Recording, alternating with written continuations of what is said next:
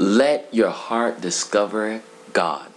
So in Ephesians 4, verse 17 through 19, it says, "Of this I say therefore, and testify in the Lord, that ye henceforth walk not as other Gentiles walk, in the vanity of their mind, having the understanding darkened, being alienated from the life of God through the ignorance that is in them, because of the blindness of their heart, who being past feeling have given themselves over unto lasciviousness, to work all uncleanness with greediness." So it is greedy.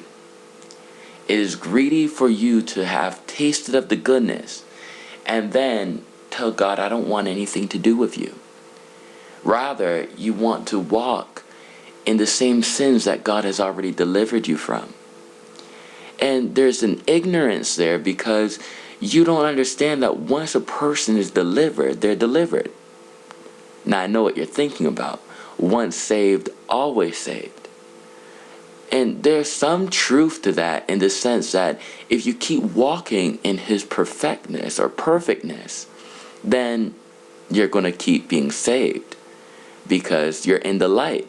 And if you remain in the light, there's no darkness, there's no root of bitterness that will come up and choke the very blessings in which God has given you and take away the very fruit in which God has already ordained in you.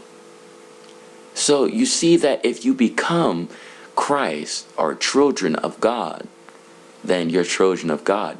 There's no one that could take you from that. The only one that could hinder you from this goodness is yourself.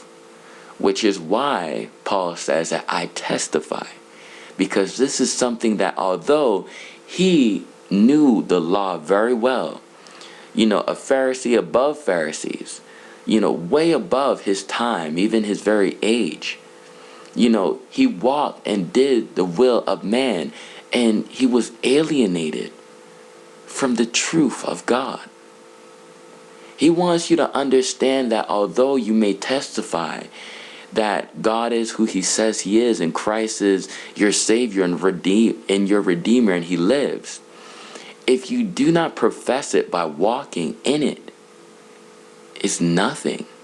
He says your understanding will be darkened, and you will be alienated from the true life in which you were supposed to have, which is the life of peace, of love, of wisdom, knowledge, and understanding. He says even to a point where you pass your feelings and now you have given yourself up to all sorts of uncleanness. There's no telling what could happen. It says a little leaven will leaven the whole lump. When you see someone given to a point where they're defying the very nature of men and women and children in order to do what the heart wants to do. This is not about the heart.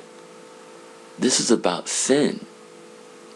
When you believe that sin is, the very works that God has instilled within us and there's nothing that we could do in order to stop it.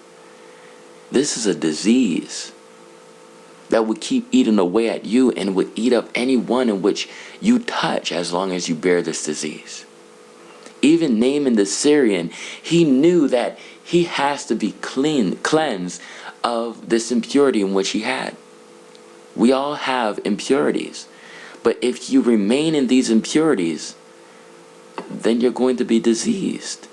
And if you're diseased, then you become alienated from the children of God. And you become alienated from the truth which is in God. Which is why many of us feel weak. But God turns back and says it's never too late. Let the weak now say that they are strong. Give up this uncleanness. Give up this lasciviousness. Give up this greediness. Give up the past feelings of all idolatry and hatred and variance and wrath. And give your heart to understanding. And know that God is still able to do exceedingly and abundantly and above all that you could ever ask or think according to the power that works within you. Just believe it, that you could receive it and have life and have it more abundantly.